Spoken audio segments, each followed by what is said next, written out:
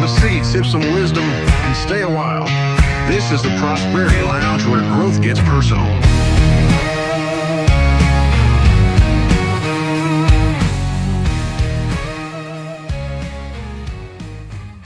Good evening, everyone. What does it take for a community to come together? Not just to support small businesses, but to also rally behind causes that touch nearly every family, like Alzheimer's. Welcome to the Prosperity Lounge, where hope meets freedom and growth gets personal. I'm your host, Joey Ruffalo, best-selling author, coach, and business growth strategist. Inside the lounge, we talk about money, mindset, business, and wellness, because prosperity is just so much more than your bank account. It's about freedom in every area of your life. Today, I'm joined by some incredible guests who live out that mission every day. We have Julie Blaylock, President and CEO of the Farragut West Knox Chamber of Commerce. Sara Dickson from the Alzheimer's Association Tennessee chapter. And Janice Wade from Alzheimer's Tennessee. And here's why this conversation matters, especially right now. I was reading there's more than 7.2 million Americans over the age of 65 living with Alzheimer's disease. That's 1 in 9 older adults. And here in Tennessee, around 129,000 families are facing the reality. Tonight, we'll talk about how the chamber supports small business and how they give back, how these two organizations provide care and hope, and how the upcoming Charity Gala Auction on October 2nd will bring all of this together. So let's pull up a chair. The lounge is open. Ladies, welcome to the Prosperity Lounge. Thank you. Awesome. So we got everybody here. We got Julie and the camera. We got Janice and Sara here. First off, thank you all for joining me tonight. Appreciate it. I know we're kind of funky in the studio here where you guys are a little bit behind me to fit on camera. I'm in front. I'm looking this way. You guys are looking that way and trying to be professional. But, thank you. I was really looking forward to learning more about not only the chamber. I am a chamber member, but I feel like I know enough, but not a lot. So I need to be educated from Julie and its role in the community, but also learn about Alzheimer's in general. So I'm really looking forward to this conversation. I did want to start off with Julie first to talk about the chamber in general and its purpose and what it means for small businesses. So, for the listeners who might not be familiar, Julie, can you start by sharing the mission, especially the mission of the Farragut West Knox Chamber and how it supports small businesses? Absolutely. We launched as a chamber in 1987. So we are slowly coming up on our 40-year birthday, which is really exciting. Our mission is really simple. We are in business for business. And we are here to support growth, we are here to support education, and we are here to support member success and provide all of the benefits that will make those things possible for businesses all across Knox County. Nice. I love that. So what year did you say again? 1986? 1987. 1987. Yeah. Okay. So I know the town of Farragut was founded in 1980. Correct. 1987. So tell me about, if you know, the founding of the Farragut Chamber, that this was one of those, we're going to split from Knoxville as well, or how did that work out? Well, I wasn't here in 1987, but what I know historically is, as you said, the town was founded in 1980, and Knox County looked vastly different than it does now. It looked vastly different back then. What I know happened was that the town of Farragut and businesses that were in the area decided that because doing business in Farragut was a little bit different, they had some different expectations, some different desires for how business should look in 1987, that they needed their own chamber of commerce. And that's really how chambers of commerce pop up, and why you'll see multiple chambers within the same county in certain areas of the country. Okay. So how the alignment of their purpose shifted a little bit. Mm-hmm. Okay. And we see that now pretty clear with the downtown Knoxville Chamber and the Farragut West Knox Chamber as far as the types of businesses I see being supported and the events that get put on and the things that they're trying to accomplish as far as, I would say, wooing business to their separate communities. Downtown Knoxville tends to be a little bit bigger, trying to get bigger businesses in. Yep. But there's no room for big business in Farragut, West Knox. Not really. So not really. We don't have any manufacturing zoning in Farragut. Right. That's true. Yeah. Okay. Got it. Now I want to clear up something before we dive deeper here. Something I hear often, something I was confused about a little bit as well. People hear the words Chamber of Commerce and immediately think U.S. Chamber of Commerce in Washington, D.C.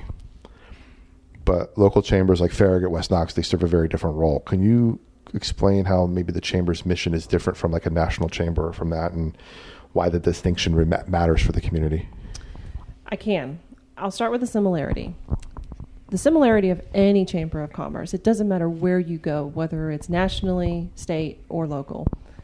Their one job is to serve their members first, because their members are who are investing in them to collaborate together and build a community. So that stays the same. And chambers of commerce will offer different benefits to their members depending on what those members say they want. That's generally where the similarity ends, and it starts to get really fine-tuned to what the community the chamber is located in needs in order to grow and be prosperous. So you mentioned our friend the Knoxville Chamber. They are much older than we are. They are over 150 years old. Let's start there. Yes, wow. No kidding. Okay. And one thing that they're charged with, which we are not, though we get county support in the form of funding, they hold the economic development arm for the county.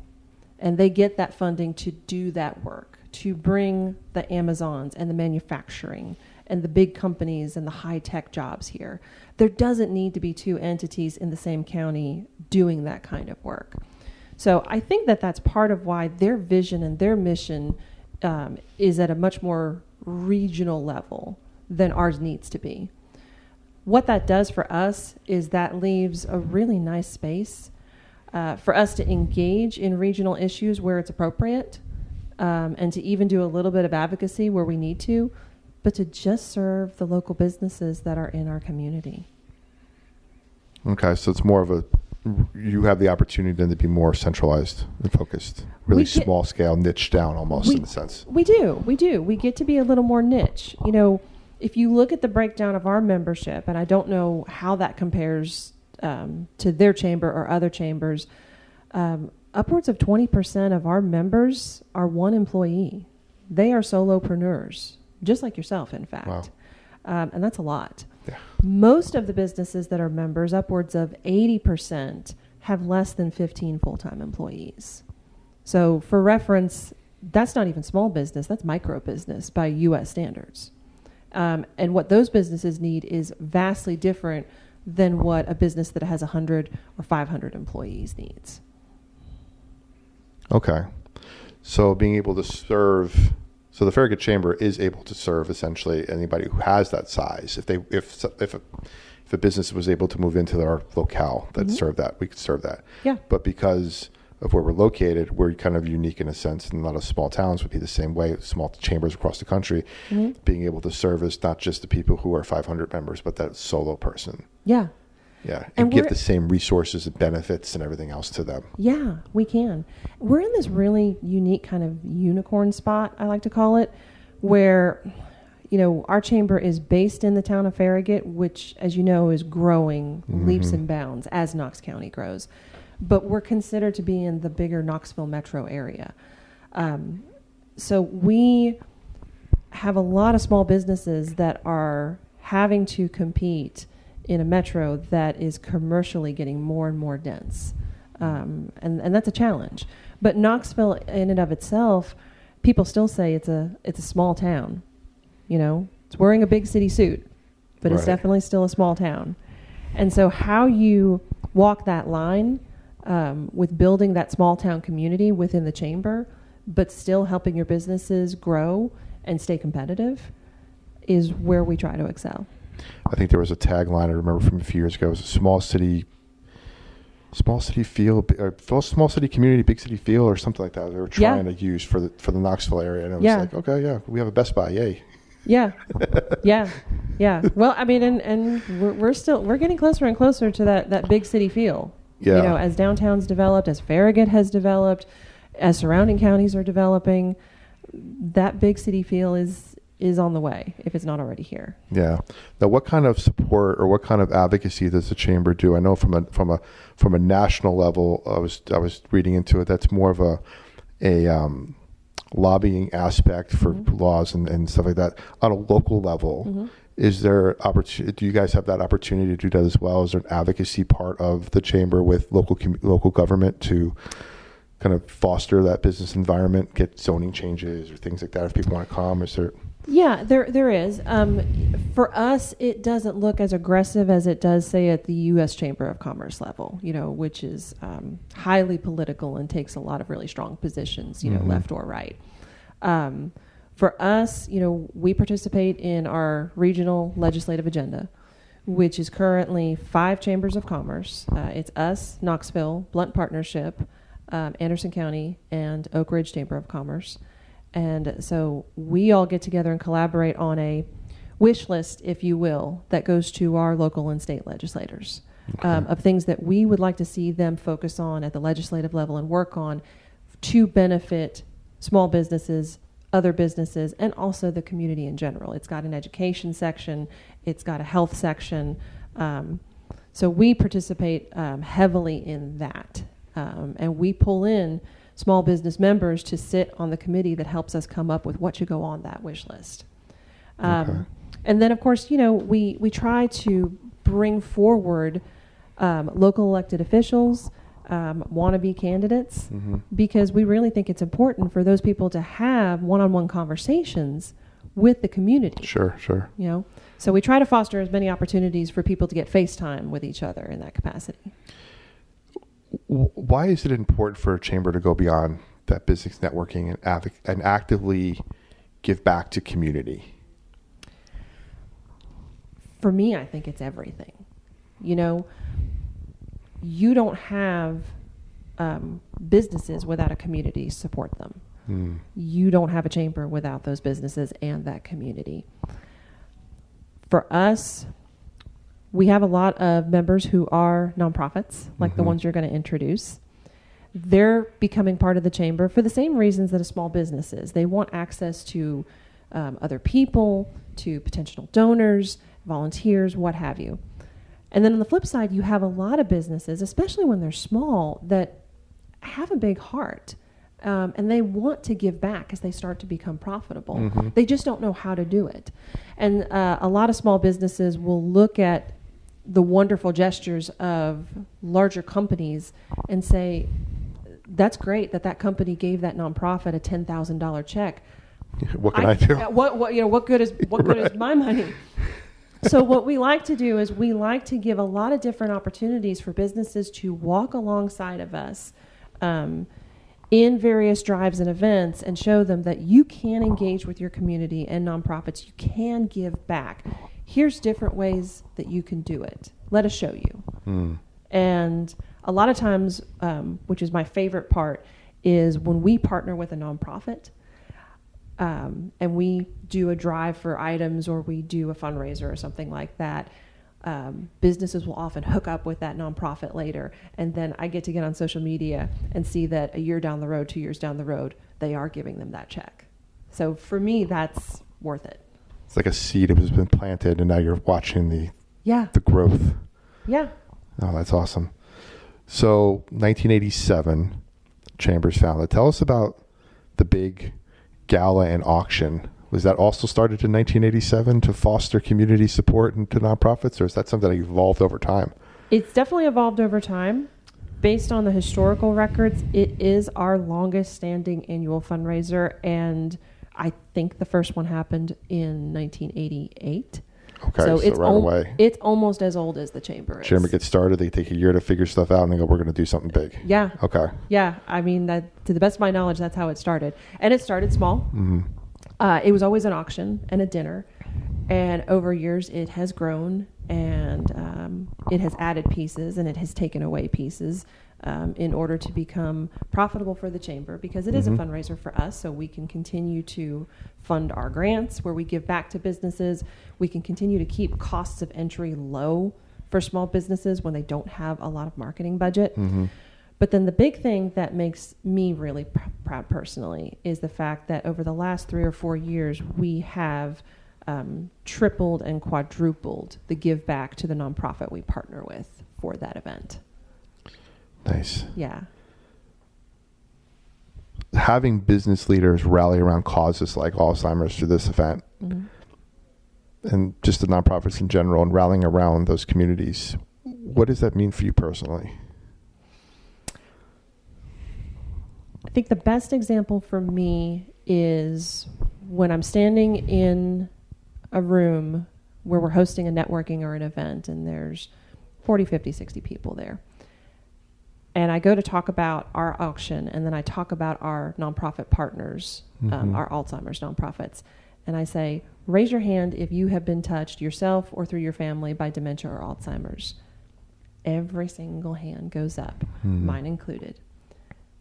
And that, to me, is the quintessential example of how we share so much more in common than our differences. And if that's something that we can all rally around, I'm for that. I love that. So what I want to do now is I want to bring in the ladies from the different groups. So if you want to pass the mic down, Julie, I think I'm going to not have questions for you for a bit. So they can each have their own mic. Yay, that worked. So before I dive in, I want to share a few numbers that I found online that really set up the stage here. And you correct me if I'm wrong, but I think I pulled these off the different organization sites.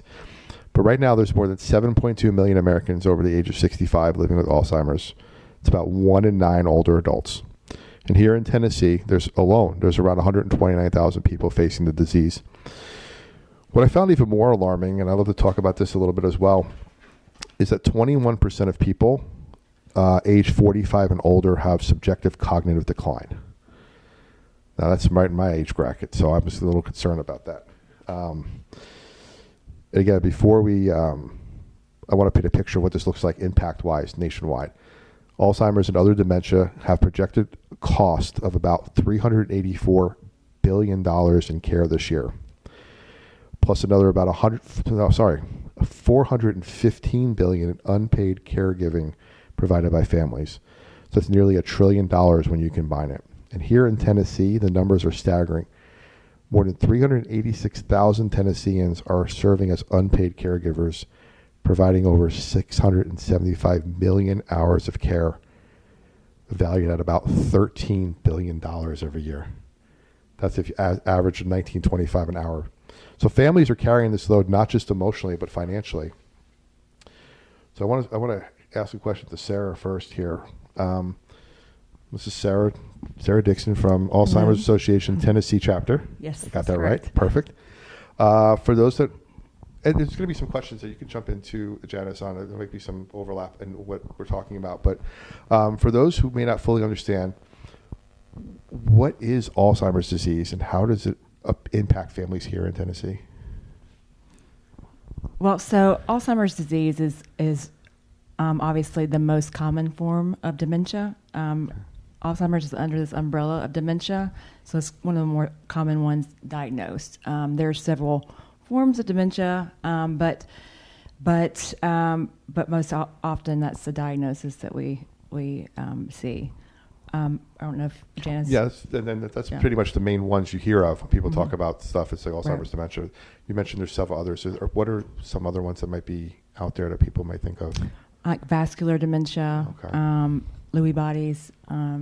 Maybe Janice wanted to chime in on a few of those. If you know so. We see frontal temporal dementia. We see a Parkinson's that can evolve and have a dementia component to it. So it's a big umbrella. But obviously Alzheimer's is most prevalent. But a lot of times those dementias also can coexist, vascular and Alzheimer's. And vascular issues can put you at risk for developing Alzheimer's. So they're unique and different, but express the disease in different ways. Now, when you hear numbers like 7.2 million nationwide, 129,000 here in the state, what do they mean to you in terms of need of awareness and action? Well, for us and at the association, the biggest part of that is just making sure that people understand what's going on in the world of Alzheimer's. Understanding the warning signs, obviously, but understanding that we are in an era now of treatment, so it's not like a hopeless diagnosis. Mm-hmm. Yes, it can be devastating as it continues to go, but there is educating yourself and understanding the warning signs, getting an early diagnosis, even just for the smallest thing that you think that might have, be a trigger for it. And so just getting that early diagnosis, because there are ways right now to go in and get treatments to slow down the progression of the disease, not stop it. So. No, I should have done a better job in the beginning of introducing both of you and your different organizations. But can you tell me a little bit more about Alzheimer's Association Tennessee chapter, and then Janice, what Alzheimer's Tennessee does? Sure. So Alzheimer's Association Tennessee chapter, we are basically a branch of the Alzheimer's Association based out of Chicago. Mm-hmm. And so we work here in Tennessee. We have a home office in Tennessee and Nashville, and we work all around the state of Tennessee. And basically here in East Tennessee, we work to, like my markets I serve here, and I serve Northwest Tennessee. So our biggest thing is we're volunteer-led. And so we have volunteers that are community educators, that are advocates, that work year-round to fundraise and raise awareness.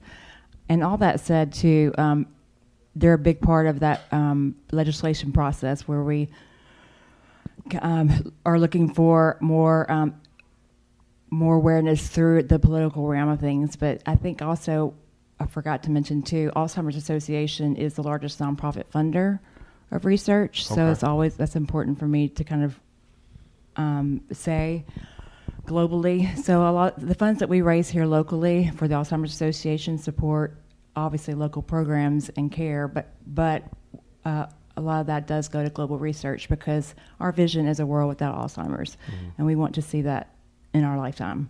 So we have to continue to fund not only care for the people that are here, but we have to continue to fund that much needed research. Okay. And Janice, tell me a little bit more about Alzheimer's Tennessee. Alzheimer's Tennessee. Well, we're based in Tennessee. In fact, we're headquartered in Knoxville, and we have 6 offices throughout the state. And we really build out a local infrastructure of programs and services. So you mentioned 129,000 individuals with that diagnosis. And so we are here for them, and we have lots of programs and services. And beside each one of those individuals, we can count usually 2 or 3 additional individuals that's involved in their care, be it a spouse, an adult child.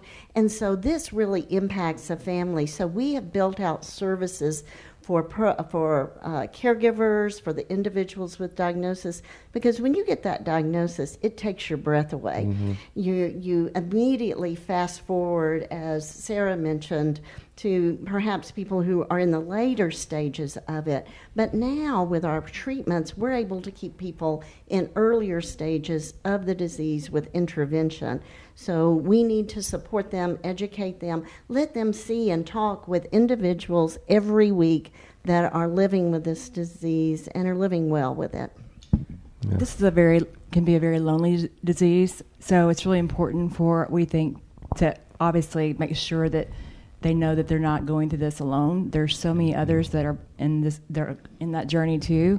It's like, when we go to have our big fundraisers, you're reminded of how many people are actually going through this when you're just in a cluster and you see all these people that are dealing with it. And so I think that's important to realize, because you can kind of isolate yourself, but to make sure that you are, even if you're a caregiver, just to make sure that you are having conversations with other people, finding that support within your church or within the community, reaching out just to a family or friend, having those conversations. That's very important. What you said about caregivers.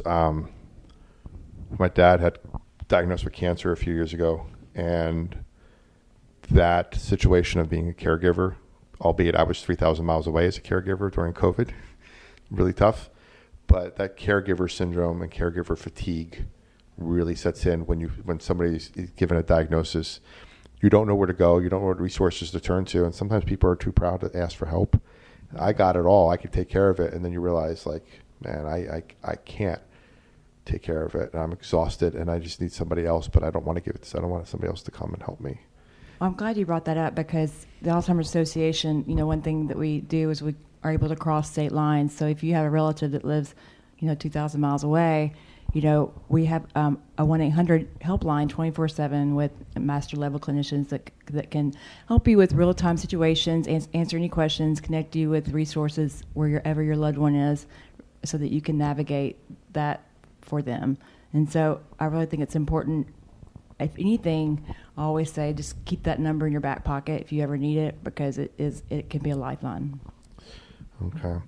So what are some common or biggest misconceptions people still have about Alzheimer's? And that's for either one of you. I think I was shocked one time when I was at just a local county fair or whatever, and someone goes, "Well, you can't diagnose Alzheimer's until you pass away." I was like, "Actually, no, that." And so I was kind of trying to educate her on some of the changes that have happened, but I was really surprised, and it was a very rural part of just outside of Knoxville, and so I just was very surprised at how little education that they had. And I would also say that some people still think there's nothing that can be done. There's no use getting a diagnosis. There's no use pursuing that. And it's just the opposite. We have a great window of opportunity to intervene with this disease, particularly in the earlier stages. So it's scary, and sometimes you put off getting a diagnosis, but really that's the way to go. Now, correct me if I'm wrong, but I know I will get corrected. Seeing people in the news who have a celebrity status being diagnosed with dementia or Alzheimer's. I'm thinking of Bruce Willis, for example, full frontal, sort of, whatever that part of dementia. As sad and tragic as watching the decline happen in public, essentially. How does that help your awareness to your organizations, the disease in general? I think it, maybe has a little bit more, it pulls at the heart a little bit more, because we feel connected to that person in a way, because we've watched them over the years. But I think, seeing someone that's so bigger than life, succumb to this, disease it's kind of a reality, kind of like a check. You're not right there with it, but you, oh wow, this happened to him. I mean, yeah, when you talk about that 1 in 9 people it affects, but it obviously you see it and go, yeah, I know somebody. Yeah. Whether they're a celebrity or not, I know somebody who's been affected by it, and you can see the results of what happens. It's and crazy. I think we're all so thankful when individuals step forward and share their story and their family, because that really amplifies the messaging. And people are like, well, if that person can be diagnosed with a dementia, maybe that's what we're dealing with too. So it really certainly amplifies and encourages people for awareness. Sure. So Janice, we know that Alzheimer's is, at least I was reading here, the 6th to 7th leading cause of death among older adults. How does Alzheimer's Tennessee step in to support families when they're getting that diagnosis? Well, we have 3 support groups, virtual support groups a week for individuals who have gotten an early diagnosis or even maybe mid-stage. And so there is nothing more reassuring than to see and talk with an individual who has a diagnosis if you've recently been diagnosed. You can read about it, but man, when you connect with someone who's walking in your shoes with this disease, so that's one of the first things that we do. And then we build a support system around the individual with the diagnosis, and then the care partners 3 times a week have an opportunity to talk with other caregivers. They learn so much. They share so much. It's such a support. And I think it gives people hope we love to have someone saying, I'm Mike, and I was diagnosed 4 years ago. I was diagnosed 5 years ago. Because once again, if we're able to get early diagnosis and the intervention, you can have some certainly quality time with family and friends and just with your life living with this disease. Yeah, I'm glad you brought up caregivers, because my next question was on how the two, there's hundreds of thousands of unpaid hours and hundreds of thousands of caregivers and things like that. Besides the support that you mentioned, the support groups, is there any other support that you offer them, say, in the first few months of diagnosis? Well, the one-on-one with other caregivers are extremely valuable. And then we have a series called Caring and Coping, in-person series. Our next one is October the 9th, where caregivers can come together. They can hear from experts, be it physicians, social workers, because I think after you get over the initial shock, it's like, what resources do I need, not only now, but in the future? And so just building out the resources. And then we're like, don't forget to also enjoy your life and have fun. So come to the chorus, come to, other things that we have that are social, so you don't let that kind of get lost in people are so much more than just the disease. So don't let the disease define you, but those first few months, you have to get your ground. Absolutely. Now, I'm going to ask maybe I wrote it down here as maybe like a potentially hostile question. How do you each of your organizations complement each other, and how are you guys different? Is there a difference between the both of you guys? Well, as I mentioned earlier, the biggest difference is that we are a national part of a national organization, and so we're the largest nonprofit funder of research. So we play a big role in.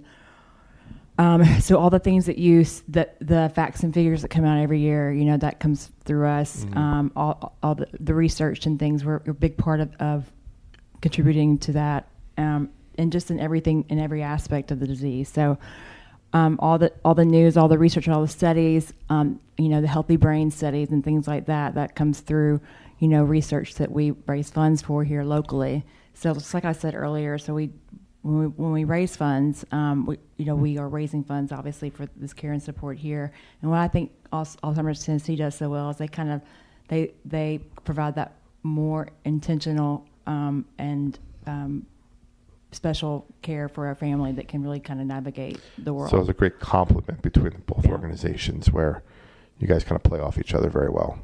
But so it's important for people to understand when this is going on, and sometimes there's a diagnosis, there's more than one organization to reach out to and get support from. It's not just one or the other. It's multiple. Reach out to both of you guys. Reach out to your local, whatever state you're in. Reach out to the local Alzheimer's Association chapter of that state, and whatever local Alzheimer's chapter there may be, if it's available. Yeah, absolutely. And just educate yourself and advocate for, if you're a caregiver for your loved one, and find out where you need to go. Okay. What to be. Perfect. And then what are some ways people in the community can connect with your organizations, and whether they want to help or volunteer? What are some options they have out there? Well, we're located in the Bearden area. We're in a purple building across from Buddy's Barbecue. So Purple. I don't know if everybody notices everybody wearing purple tonight. Yeah, everybody on the radio. Our signature color. And so we could not do what we do without wonderful volunteers. So we need volunteers. We really achieve our mission best when we utilize volunteers, be it helping in the office, with fundraisers. I've got on a voice shirt because we do legislative activities as well. So we need the involvement. I know both organizations have walks. We have a walk coming up November the 8th at Pigeon Forge High School. Our spring walk is in April. So, don't let this opportunity go by. If you're not sure how you can get involved, call us. There's wonderful opportunities, I think, with both organizations to step in. Very much, because it's just me and my program manager here, and so there's only two of us, and so we are very much volunteer-led in everything that we do, and I love volunteers. They are the reason I get up and go to work every day for the most part, because they bring so much joy and so much perspective into my world. And I I want to make sure that their experience as a volunteer is one of, that wonderful experience. And so I just want them to, if they ever are able to talk about the organization, I want them to be able to say good things and to be able to talk about what they've learned and the support they've had. So Absolutely. And you guys have a walk coming up too? We do in 2 weeks. At the zoo, correct? Yes, 2 weeks. I know. I'm a member of Rotary, and they've been plugging it away. Yes, you are a national team sponsor. Yeah. Perfect. Yeah. I love that. So if you're listening and wondering how you can make a difference, it's simple. Mark your calendar for the different walks, but also on Thursday, October 2nd, join the Chamber's Charity Gala Auction. It's going to be a fun night. You see me there. Come say hi. I'm usually dressed up. Last year, I was I wore a cowboy hat last year, and I think I was one of the only ones to wear a cowboy hat, so I really stood out. So you should be able to see me. Every ticket purchased, every auction bid, every sponsorship fuels hope and support for families right here in East Tennessee. And don't forget, you can always visit theprosperitylounge.com for tools, resources, and a place to connect with people on the journey towards financial wellness, business growth, and overall prosperity. So I'm gonna kind of bring everybody into this next set of questions here and talk about the partnership between the chamber and the charity and the auction, how it all comes together, what it means. So we talk about numbers like billions of dollars in unpaid caregiving, thousands of families affected in East Tennessee. It's certainly clear that nonprofits can't carry this alone. This is where partnerships come in. So, Julie, why were these two organizations chosen, Alzheimer's Association of Tennessee and Alzheimer's Association Tennessee chapter? We're gonna get you to get it right by the time this is over, Joey. So I know there's a process every year where you go through it. I'm on the auction committee. You roped me in again. I'm happy to do it, by the way. And we just, you give us a list of chamber things that decide. Yep, that's what we do. We look at it and we decide. That's what we do. And so you guys are lucky this year. So, backtracking for just a second on a personal note, talking about caregivers and people that need help when you receive a diagnosis of dementia. So, my husband's mother, my mother-in-law, a couple of years ago, after her husband of almost 60 years passed away, we got a crash course in dementia because we, as a family, found out that she had a dementia diagnosis, and her and her husband had been hiding it from all of us children for quite a few many years. And, we found materials that proved that they had been hiding it from us for whatever reason. And in that moment of just utter shock and panic, the first phone calls I made was to Alzheimer's Association Tennessee chapter and Alzheimer's Tennessee. And I don't know how many times I called your 1-800 number hotlines with all kinds of questions. And both of these organizations were so kind, so comforting, and so empathetic. Because really in that moment of a diagnosis, especially so late stage as we found ourselves in, you don't know what to do. You are absolutely floundering. And so I want to thank you both for helping me and my family through that period of time, before she passed away. In terms of the chamber and our process, so we try to be very, very, very objective, and we look at how long nonprofits have been a member. We look at engagement. We look at our own history of who we've partnered with before so that we don't repeat or show favoritism. Sure. And what's really funny is we changed our theme for our auction gala this year in terms of color. It was already purple. That was not a crystal ball thing. But when we brought the list of our nonprofits to the committee with our giving history, and we said, okay, here's everybody and here's their missions, and talk about it and make a recommendation that can be sent up to the board, who has to approve that recommendation. The committee zeroed in, for a lot of reasons, on Alzheimer's Tennessee and Alzheimer's Association Tennessee chapter. And the short version of the conversation was, they're both doing great work. They're both valuable. How do we choose one over the other when both are excellent? And so they asked, can we pick both? And we said, why not? And our board loved the idea, and here we are. It's all about purple this year. Seems like a logical solution. Yeah. I mean, and the conversation I remember with the committee was also that same one I talked about when I stand in front of a group of people now. So many people said, my mother has it, my dad had it, my brother had it. So that connection was just really, really apparent, and it just seemed like the obvious choice. And I think something like the awareness of the Chamber Gala and the auction, and just that awareness of the organizations. Like, I, in full disclosure, was not aware of Alzheimer's Tennessee. I was aware of the Alzheimer's Association, but not Alzheimer's Tennessee. Now I am. Yep. And it's amazing to see that's right in our backyard, and you guys are doing some great work. Because, like you said, when you find a diagnosis late stage, like with my dad's situation, it was stage 4. He passed away less than a year after all this diagnosis and surgeries and stuff. Mm-hmm.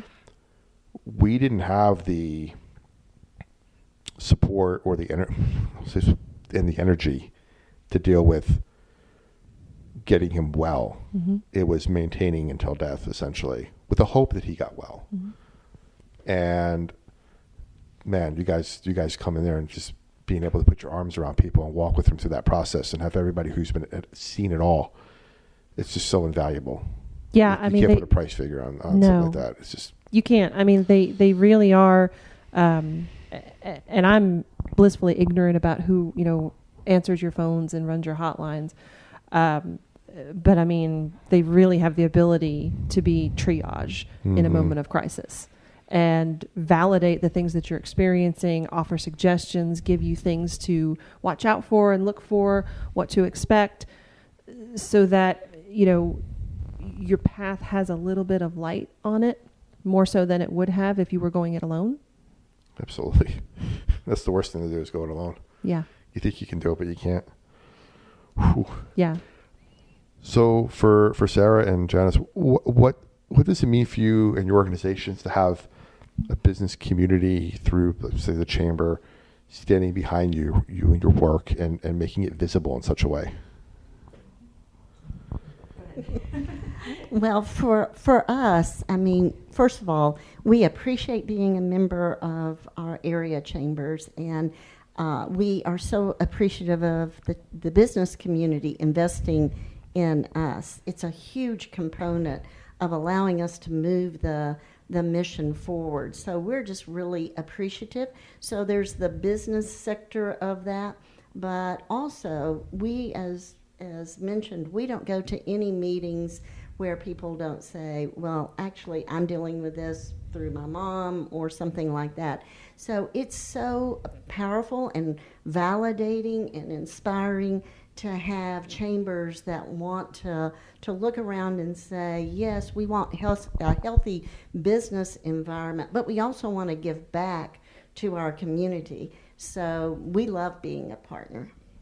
I just want to say to that, I feel like just being a part of the chamber has really just elevated the conversations. People are talking more about it. So like when I walk in the room and I'm talking to someone who I just met and they're sharing their story with me, it's very impactful. And I encourage them to keep doing that, because that is where that's how we start to really bring more awareness to others that, we need to talk about this, and there are resources out there and those kinds of things. It just trickles out.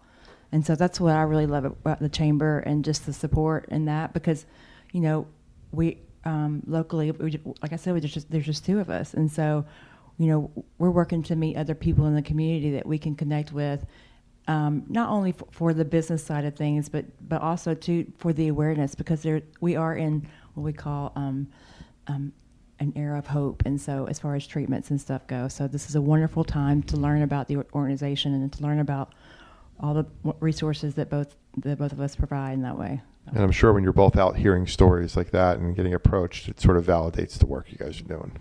And for us, I mean, we're a small business, and so we need to run lean and efficient and with best practices in terms of business practices as well.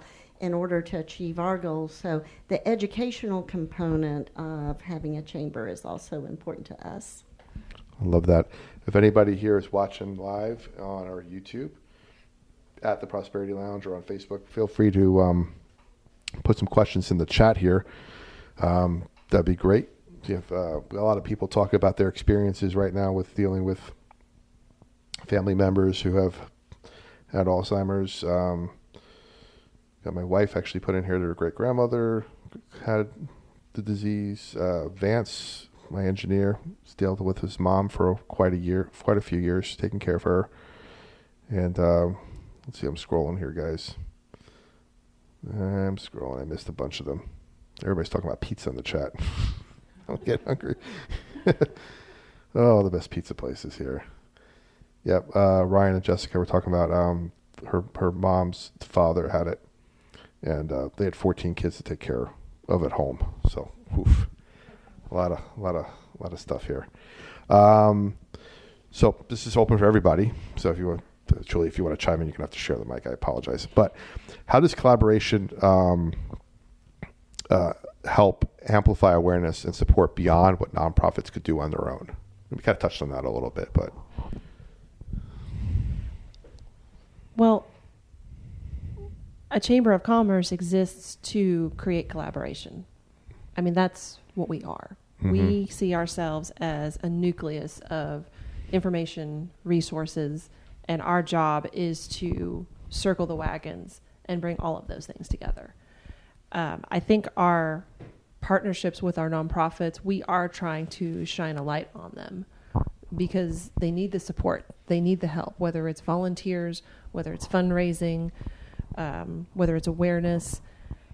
And we are fortunate at our chamber to have a really good platform.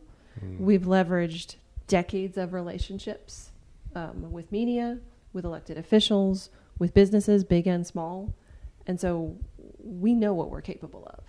And anytime we can lead from a servant's perspective and do the work that we need to do, but then also share the spotlight and shine it on our nonprofits, we think that's a good thing.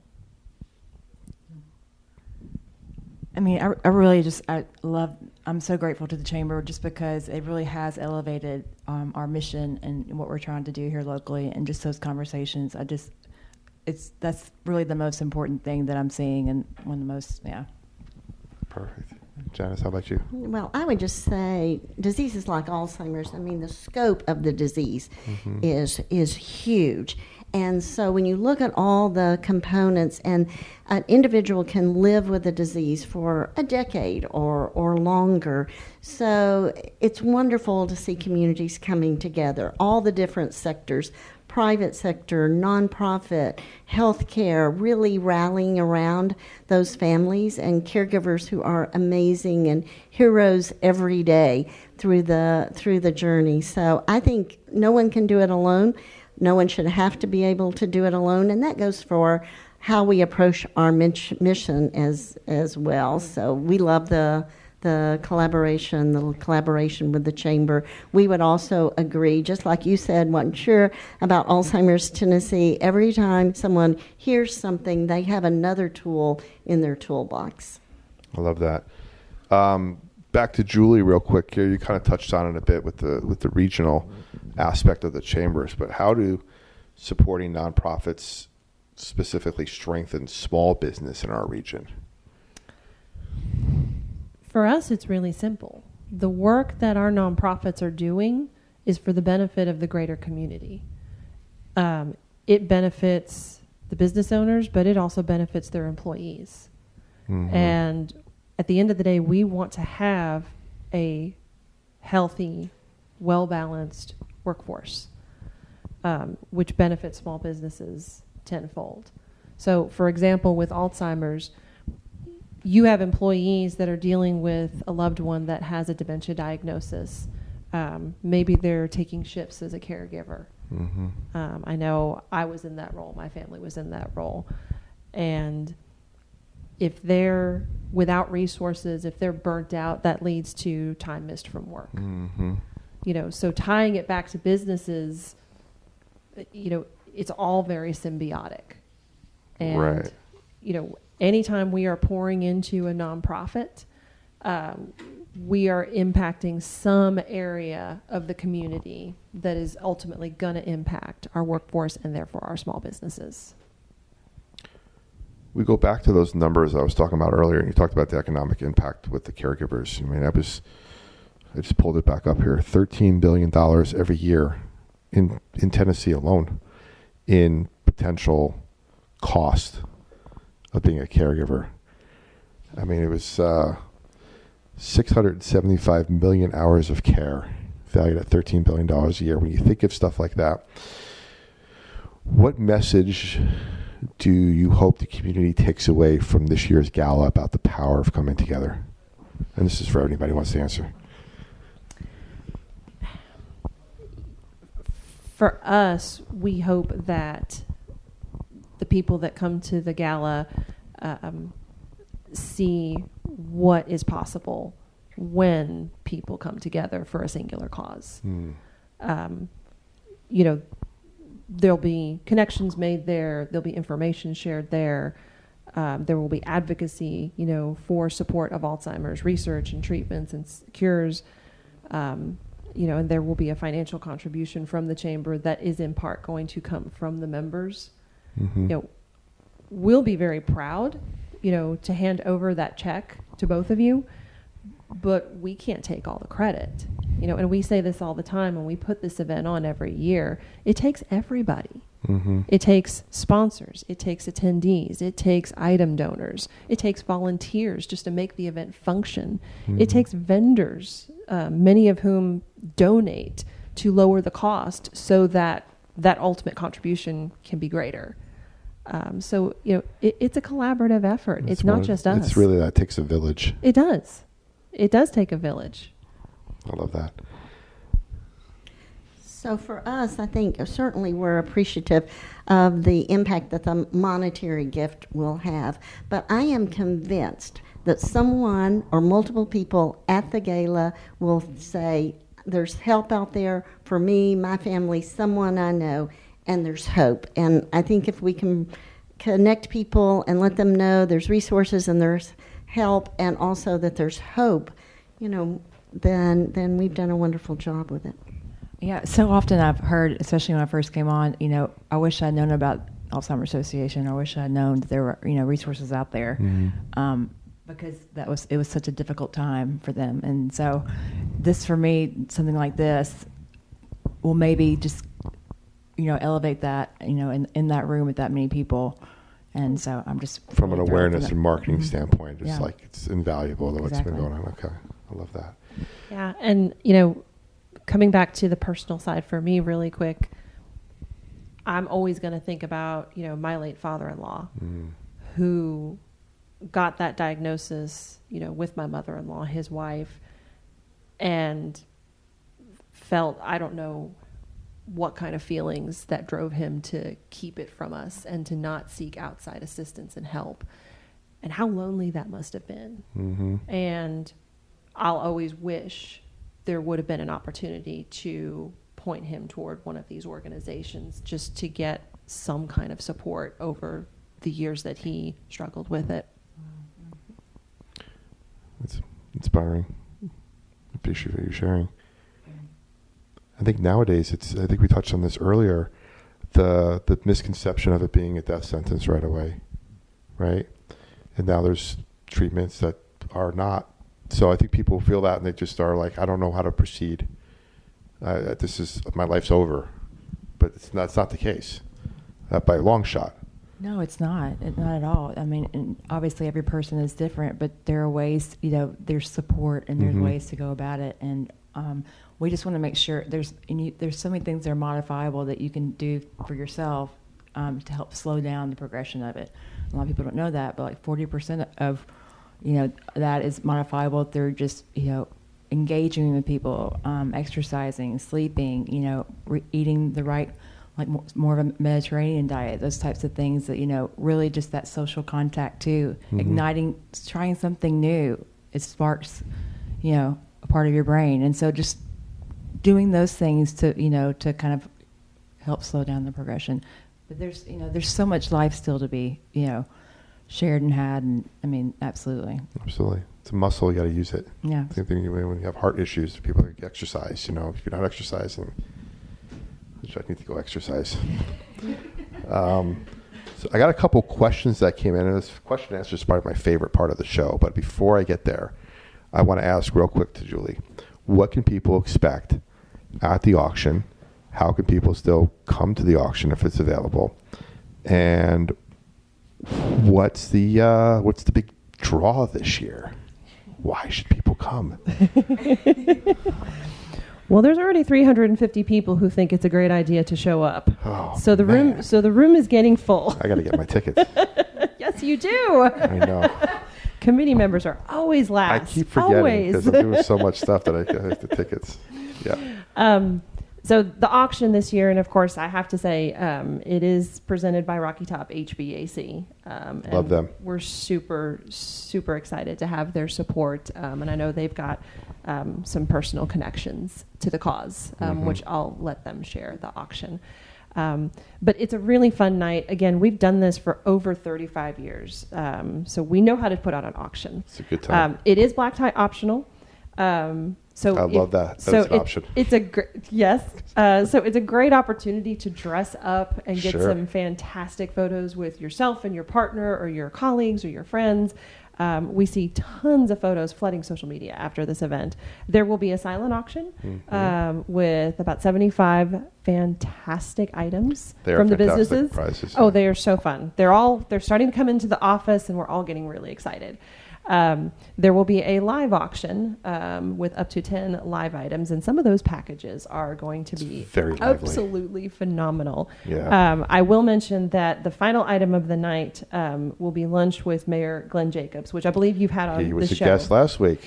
And absolutely. So Mayor Glenn has the dubious distinction of also having been Kane, a world-renowned wrestler. So that'll be lunch with him and you and a guest, and we always sell that item last because we think it caps off the night in a really great way, and we donate 100% of that live item to the nonprofits. Other than that, 20% of items go to the nonprofits, and then 20% of net operating proceeds. So even if you don't win an item, you are donating to the nonprofits. You are, yes. No matter what you are donating, but we would love for you to bid, because that's the fun part. Bid them up. And especially that item with the mayor. I always hold my heart in my throat to see what that item is going to go for. I was surprised last year. I went pretty high. It has gone pretty darn high before. Now, I will say, I was lucky. We were lucky. We went to the Festival of Trees, Fantasy of Trees Gala down at the East Tennessee Children's Hospital, right around. And there was a lunch with the mayor on that. And there were some technical issues on the online bidding option where the bid went pretty low, and we snagged that and won it. And I came to the auction last year, and I go, lunch with the mayor, I'm going to win that again, because I know what the value is of the lunch with the mayor. And it was like triple what I paid. And I was like, I am lucky I got what I got. It has gone for higher than even what it did last year. So it's different every year. It's very exciting. This is going to be the last one, because our mayor will no longer be in office by the time auction comes around next year. That's true. This is last chance. So I'm really excited to see what happens this year. That's true, because I don't know, next year, neither one of them's a celebrity wrestler, so I don't know what's going to happen, whoever wins next time. Yeah, it's not looking like we're getting another celebrity wrestler. And the cool thing this year, I'm going to mention it, is, I am going to be there, tucked away in a corner for some of the night, filming this year the event, talking to some of the sponsors, doing some little video packages so you guys can come over and say hi again to me, all dressed up. That'll be fun. And I do have a quick question about HVAC, Rocky Top HVAC. Is Gerald going to be singing? No Can we convince him to sing for a prize, for a donation? There is no confirmation on whether Gerald Allison will be singing, but I would not put it past him. I'm putting it out there right now. I think that could be a really fun, potentially live item if people buy enough alcohol. I will certainly. I will not be up there singing the jingle. So okay, I can just have him do that. So we're just about wrapping up here. If anyone listening tonight wants to get involved, whether as a business owner or volunteer or just a neighbor, what's one practical step they can take this month for the chamber or for your organizations, besides buy a ticket to the auction? For the chamber, they can go to farragutchamber.com, go to our calendar of events, and tickets will stop selling on the 17th if they do not sell out beforehand. Oh boy, I so, gotta get my tickets soon. So I would say act fast. Act fast. For the association, our walk is at the zoo on the 20th. Mm-hmm. It's free to register. If you come on in, you'll be just enthralled with all kinds of resources and information about the association. Really, the walk is just an open door to everything that we do. So come Love on out that. to the zoo. Yeah. And I would say for us, we're doing our Race Across the State for Silver Alert, which is a wonderful program for individuals who may wander. And so we'll be at the Walter Springs Walmart on September the 25th giving out free Silver Alert packets. So if you know of anyone that may have a tendency to wander, please come to the Walmart and see us. I love that. Thank you all for joining us tonight. Thank you, everybody in the chat, for having a great conversation. Looking forward to this auction coming up. Again, everybody come say hi to me when we're there. What we've heard tonight is that prosperity isn't just about numbers or profits. It's about people. It's about using what we have to lift up others, whether it's the chambers helping businesses thrive and organizations like Alzheimer's Association, Alzheimer's Association of Tennessee chapter. I will get it right at some point. I apologize. Alzheimer's Association, Tennessee chapter, and Alzheimer's Tennessee. Whew, got it. Walking alongside families in their toughest seasons. Man, I will get it right for sure. Thank you to Julie, Sara, and Janice for joining me tonight. So as you think back on your role in the community, ask yourself, where can I step in? Where can I give back? And where can I help someone else find freedom? If you found value in tonight's conversation, subscribe to the Prosperity Lounge on YouTube or your favorite podcast app, Apple, iTunes, everywhere. Visit us at theprosperitylounge.com to join our free community and get all these cool resources like our guides and everything else. And don't forget to share this episode with a friend or business owner who needs encouragement. Until next time, stay faithful, stay fearless, and remember, freedom lives where faith and action meet. The lounge is always open, and so is your next breakthrough. This is the Prosperity Lounge. Pull up a chair. The journey